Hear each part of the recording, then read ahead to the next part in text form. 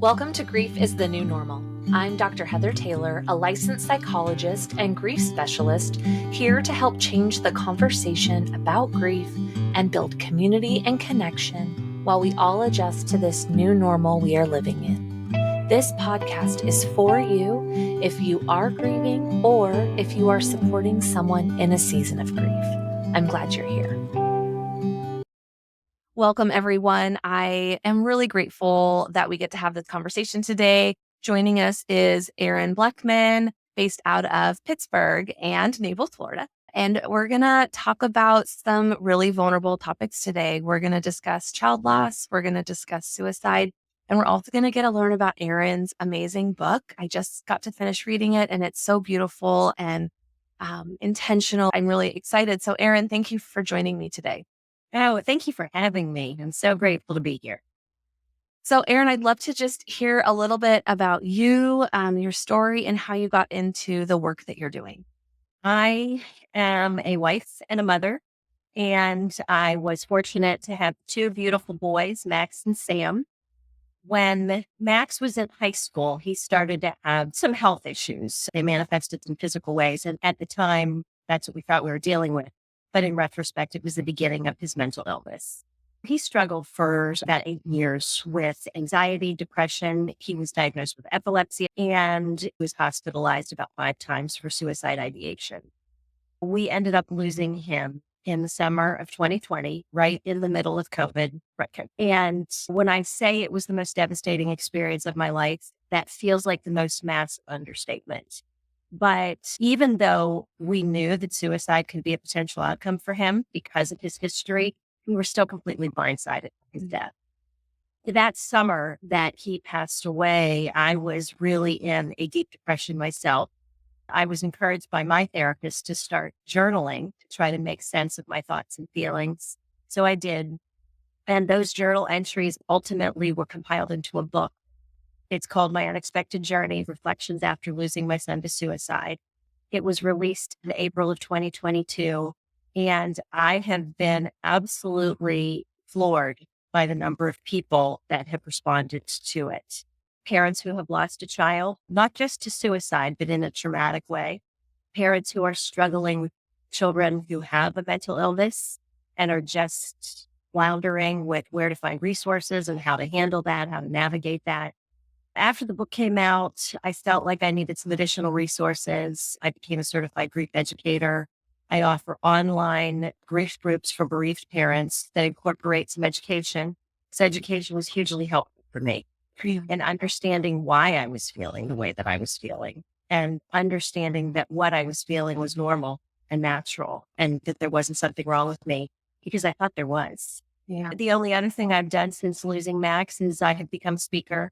I have a background in corporate training, and I just feel like it is my purpose now to talk openly about loss and grief, mental illness, and suicide. So that's been my journey over the last 10 years or so. And it's not a journey I wanted to be on. And it's not one that I ever desired for myself, but it's where I am. And I feel like it's a way to honor my Max by doing what I'm doing. Thank you for sharing that. And thank you for the work that you're doing in speaking and bringing more light to something that many parents go through and the devastation there and the lack of resources and the stigma attached to death by suicide and child loss. Those are both such complicated and painful losses. Yeah. It's funny that you say that about child loss.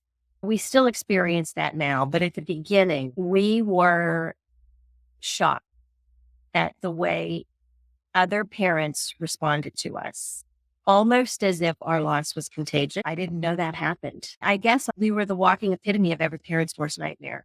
And I guess I knew that in my heart, but then just to see the way that played out in the conversations that we would have with people, the interactions that we would have with people, there were so many times, and frankly, there still are, where we end up comforting other parents because they start with, I couldn't survive that. I can't imagine that. So that's a really tough position as a grieving mom to be in because you just feel like you have to offer some solace And it really should be the other way around. And yeah, it's a strange phenomenon. It really is. Absolutely. And I think you're spot on with saying that it feels like that loss is contagious. So people withdraw when really we need people to be leaning in and walking with us through it. I witnessed my own parents experience that when we lost my brother, just the stigma attached and the withdrawing. It was slow and subtle. You almost didn't realize it was happening. And then it's, oh, wait, like, where did our support people go? Why are people hesitating to talk about him? Yeah. And that's all a parent wants. We want our child to be remembered. We want Yes. people to talk about him or her. I feel like this work that I'm doing is honoring to Max because I am keeping his memory alive. And I talk about him all the time. And I have since he died. I think sometimes people do take their cues from us, how we're managing and handling it. But I also think that in talking about him, number one, I'm keeping his memory alive and honoring him. But I'm also sending the message that it's okay to talk. I Yes. want to talk about him. I Yeah. want to hear your stories. I want to hear your memories. A couple of weeks ago, I got a message on Instagram from a friend of his from high school. I haven't seen this girl, I don't know, 10, 12 years. And she sent me a message that she had been to a concert of a band that Max had encouraged her to see. And it was in Connecticut. The concert was in Connecticut. And the drummer of the band had a Pittsburgh Pirate t-shirt on. She was I love that. like, I just feel like it was Max saying, I told you you would love this concert. I told you you'd love this band. So I that touched my heart that this girl I haven't seen in so long would reach out. That was just really special. That's amazing. Yeah. Well, I love that. Speaking of things people say, you have a chapter in your book about platitudes. Can you speak a little bit? Platitudes are the worst. They just are the worst. So it's the dreaded, everything happens for a reason. Yeah. No, Yeah. it doesn't. No, God doesn't give you more than you can handle. He's in a better place. At least he's no longer suffering. At least you had him for 25 years. All those at least statements that Yeah. just make you want to crawl out of your skin. People feel like they need to say something and they feel like they need to say something positive. When you've lost a child, there's nothing to say, period, and nothing positive to say. They often rely on these platitudes that they've heard in sympathy cards, homework cards. And not only are they not helpful, in many cases, they're hurtful because it just minimizes our loss.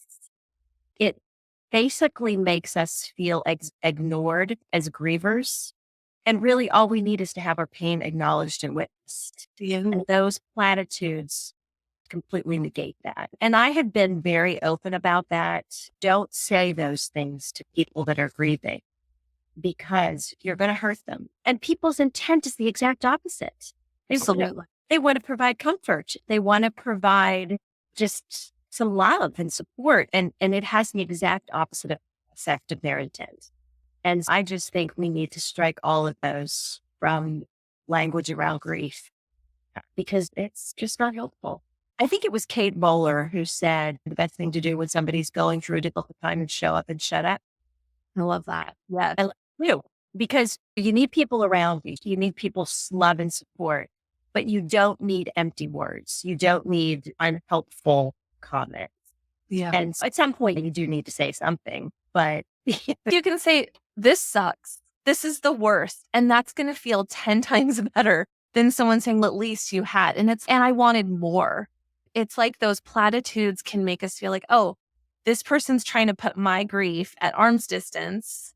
Even though that's not what they're intending, that's how it feels on the receiving end. Yes. And oh, okay, my grief is too much to you. So you're trying to minimize it by offering this platitude or this thing you read in a card or heard someone say wherever. And it's, oh, that sounded good. So I'm going to replicate that, thinking that, oh, that's going to bring them comfort. When it doesn't, it makes it feel like a door is closing that, okay, I'm going to say this. So then I've checked my box. And now we move on to talking about something else when like we haven't moved on. We are still carrying our grief with us every day. That doesn't change. Yeah.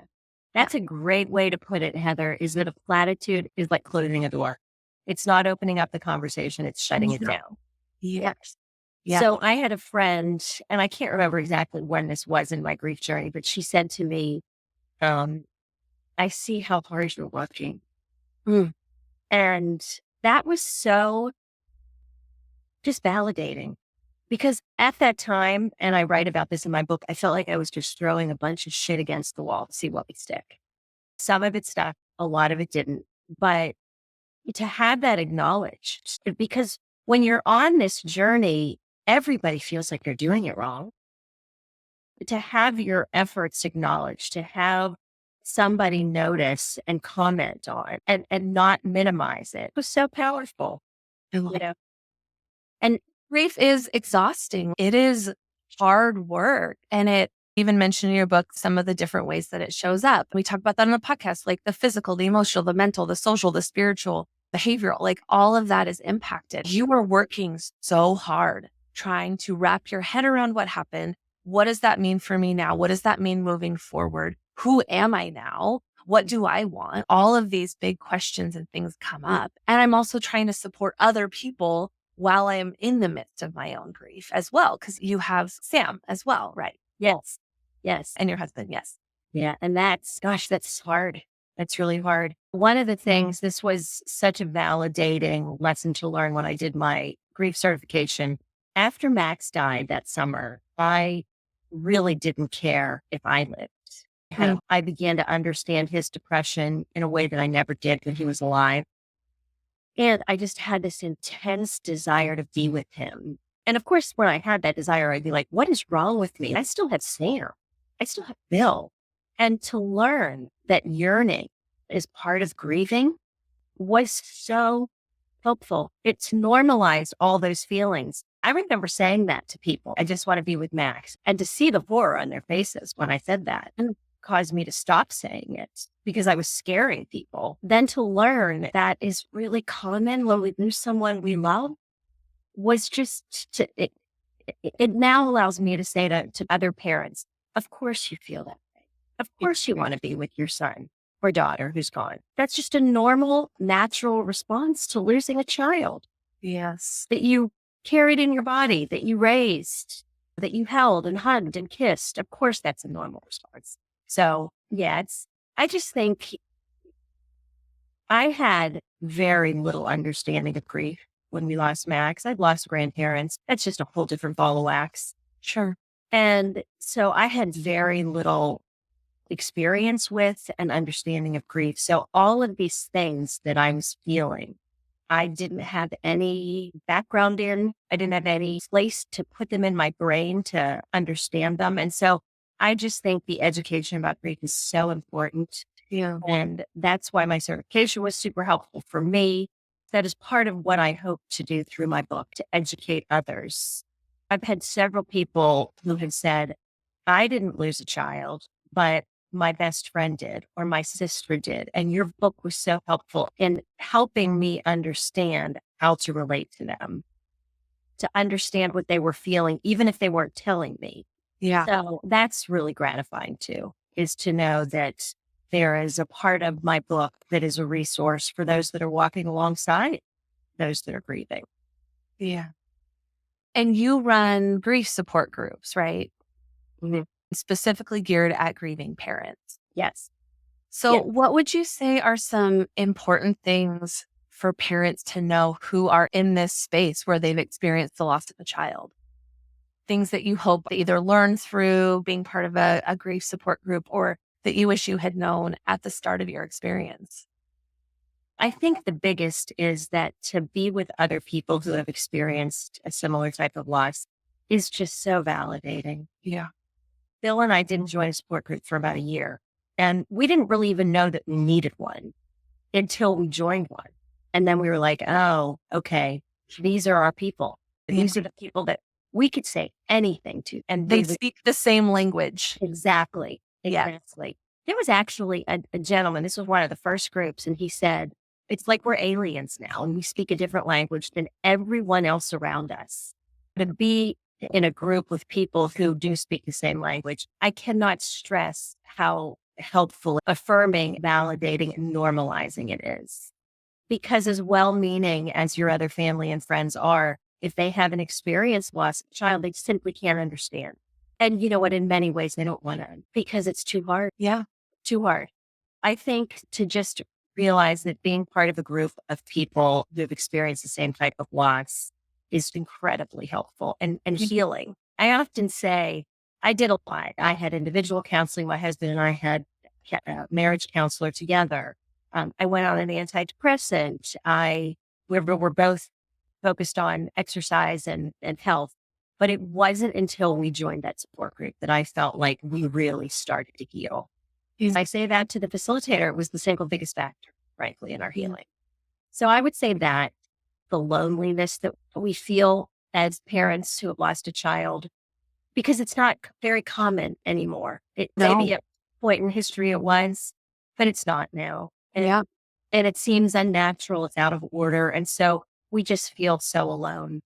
When you're a parent who has lost a child, we all feel like nobody understands and that we must be doing it wrong because we feel so badly. Yeah. And so I just think for parents to know that they aren't, and likely they aren't doing anything wrong. There's no right or wrong way to grieve. The last thing, I just had a couple in my group this last session, and there were several people who were 3, 4, 5 years out from losing their child.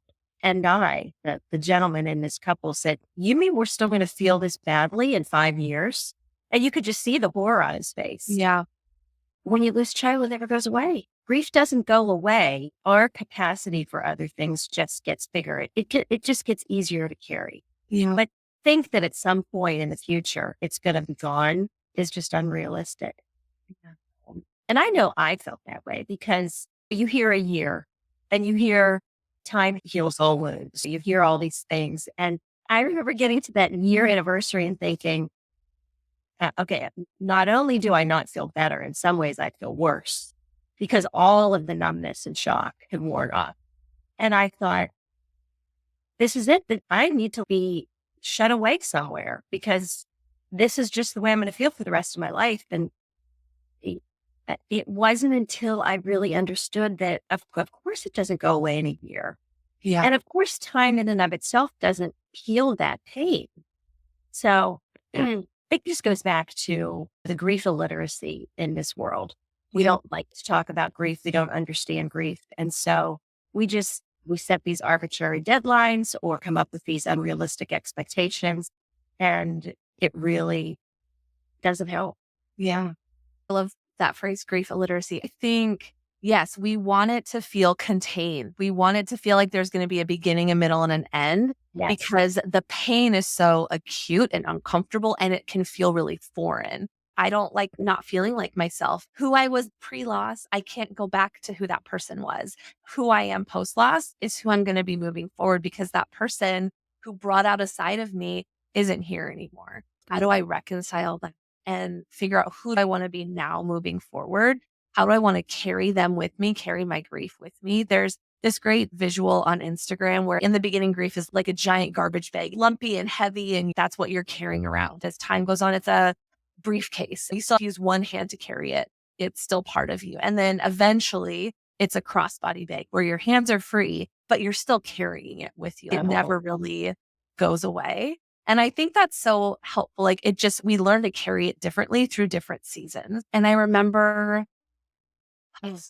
earlier in my grief experience, my parents were having a very difficult time and I was in my grad program. So I'm like reading all these research things about grief. And also caveat, there is not a lot of research about grief, but there was this one study I read and it talked about how with child loss specifically, parents getting back to baseline takes about 10 years.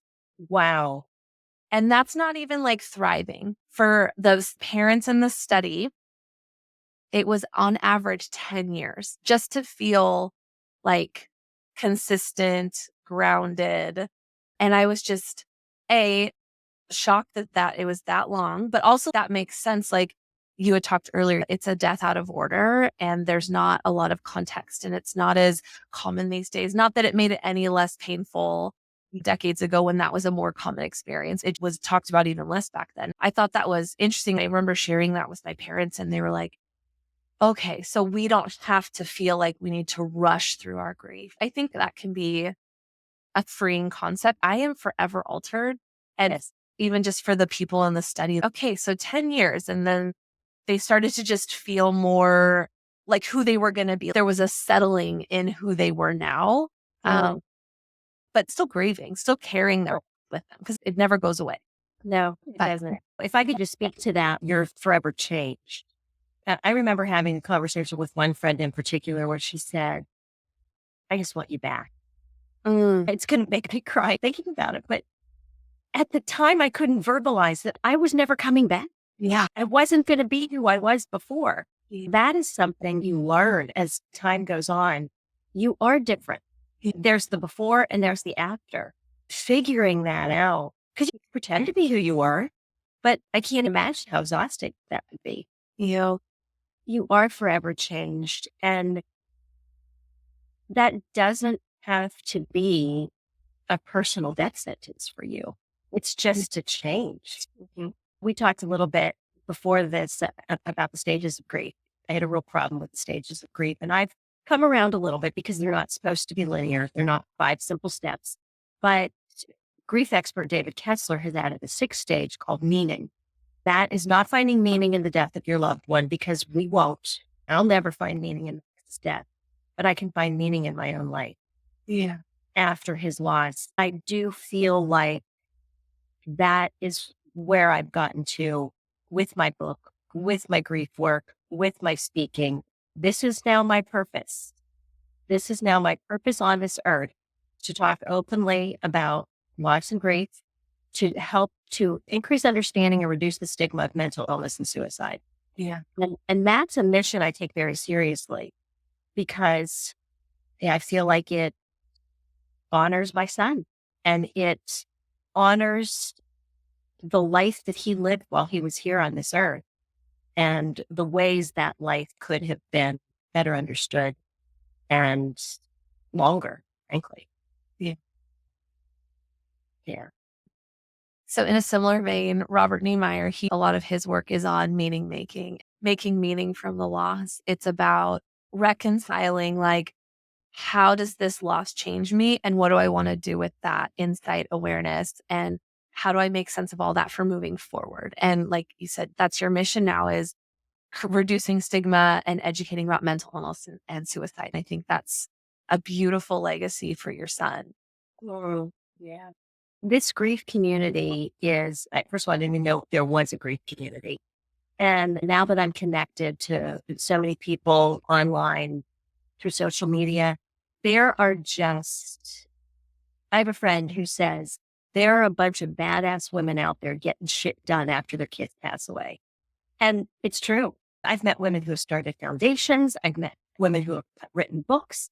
I've met women who have gone back to school to become therapists. And it's just amazing. It's amazing that what many of us think would cause us to crawl into a hole and stay there has been a catalyst for change, that post-traumatic growth. Yep. And I remember the first time I heard that, it made me want to scream, because I was very much in the post-traumatic stress disorder stage. I couldn't see growth at all, ever. It does happen. And it's really a beautiful thing to see. And to your point, such a way to honor our kids, Yeah. such a way to keep their memory alive and to help others understand who they were and make their lives really matter. If it helps connect people to other grievers who are going through that similar loss, and it helps impact even one person, like, it feels worth it, right? As part of your speaking and your work, it's to reduce stigma around mental health and suicide. Can you speak a bit about that? Yes. When Max was struggling with his depression, I did not understand it. When I tried to educate myself, it scared me. So I held his diagnoses at arm's length. All I wanted was for him to get better. That was my approach during those years. I imagine that was hurtful to him. He probably felt like I didn't understand him, which I didn't. And he probably felt like I didn't accept him for who he was. That is a regret that I had to live with. I want people to understand that mental illness is a disease like any other. We treat mental illness very differently than physical illness. Yeah. He was diagnosed with his depression at 18, and he was diagnosed with epilepsy at 19. His epilepsy came completely out of the blue. And when we would talk to people about his seizure disorder, we would get a very different response than when we would talk about his depression. And that really needs to change. We need to start treating mental illness and like we do physical illness. We have much more compassion, understanding, and acceptance of physical illness. The same should be true of mental illness. And then suicide, gosh, there's still such a stigma. And a lot of it revolves around the terminology. So when Max passed away, the only terminology I had ever heard is that he or she committed suicide. I didn't understand that terminology is unhelpful and in some ways reinforces the stigma. The term committed is often used about a crime or an immoral act. When we apply it to suicide, they just perpetuates that stigma. Now I say that Max died by suicide or died from suicide. And when I hear other people say so and so committed suicide, it almost startles me. It sounds so jarring and much worse. Sure. The other thing about suicide, and we had this a lot with Max, it was the middle of COVID, the height of COVID. People would say, was it COVID? And we want to reduce things to a very simple answer. And suicide is the result of a very complex set of circumstances. Yes, COVID was a factor, but so was his history with depression, his history with suicide ideation, his history with trauma. He oftentimes didn't take very good care of himself physically. Suicide is, there's not a simple answer. There's not a simple reason. And I don't know what it is about us that we want to reduce things to a simple answer to complex questions. But when it comes to suicide, so I think that when I talk to people about suicide, I try to share those truths so that it does create a little bit more understanding, a little bit more awareness. Absolutely. And I think that's so important with because you're saying so many important things that I think our listeners need to hear and understand as we talk about suicide and as we talk about COVID. Yes, that makes it feel more contained or relatable by trying to say, oh, was it COVID? And that was one factor. But I think death by suicide, like you said, it is such a complicated decision. It's not just a whim. It wasn't just one moment. It's all of these things that have built up to something and so much that we can't see. We're such a grief phobic society, a death phobic society. Everyone is so focused on anti-aging and staying young. And then when we mix in someone who died by suicide, it's wait, what? How do I wrap my head around that in my grief phobic society that's youth focused or being young focused? And it doesn't match. And people don't know what to do with that. And it makes them uncomfortable. And so it reinforces that stigma. This was someone I loved. That was less than 1% of their life. And that's what you're going to hyperfixate on. And then avoid talking about him because of that. When really I think about your book and it's this beautiful anthem to him as a whole human versus that less than a percent of his life moment. Thank you. That's a beautiful way to put it. That was my intent. Yeah. With through my book to help people get to know him. I remember right after my book came out, I had somebody say to me, I didn't know Max, but your book helped me fall in love with him. And I thought, oh, what a sweet thing for my mama's heart. Yeah. Because he was the most interesting person I've ever known. He was intelligent and he was funny and he was also sick. And those things can be true together. It's more than one. It's the both and. Yes. Yes. Yes. I think you mentioned that in one of your chapters that you were working on not using the word but and trying to replace it with and instead. Yeah. I think, yes, because we're complicated humans. We are more than one thing. And there can be more than one truth around a death, around who a person is. And I think as a society, we need to work better at sitting in that gray space and holding more than one truth at the same time. Yeah, but we're not very good at it. I think back to one of the people in particular who said to me, was it COVID? She didn't continue this thought, but I could see then when COVID's over, even if I have a child who is struggling with anxiety or depression, once COVID's over, I don't have to worry about her because then that reason is gone. That risk. Yeah. Yes. Yeah. And I understand that. We do that. We try to distance ourselves from something that makes us uncomfortable, Sure. but it reduces someone's life to a single issue, a single moment, and we're much more complex.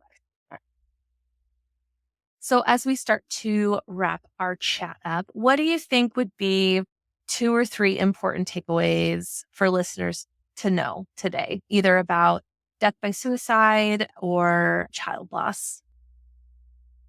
Yeah, let me speak to child loss first. Just that it is so extraordinarily painful and traumatic that whatever you're feeling is likely normal. So don't judge your feelings, don't judge your grief. Uh, Definitely get help. I can't imagine going through this journey over the last 4 years. We lost him in 2020. I can't imagine going through these last 4 years without the help of my therapist, without our suicide survivor support group, without my faith. I'm a person of faith, and that has played a huge factor. So I just don't think this is something you can white knuckle through. That adage, time heals all wounds. No, it doesn't. It's the time plus the work. And whatever you're feeling is normal. And just make sure that you get the support and the help that you need to process what you're feeling. Because if you try to stop it or ignore it, it's going to come out. And it's more than likely going to come out in unhealthy and non-productive ways.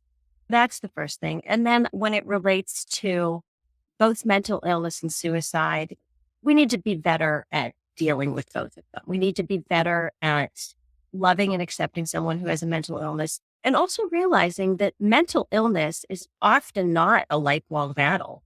Some of us will struggle with a mental illness at some period in our life. Yeah. And just understanding that mental illness is a disease like any other, and we need to have better understanding. We definitely need to have better healthcare as it relates to mental illness.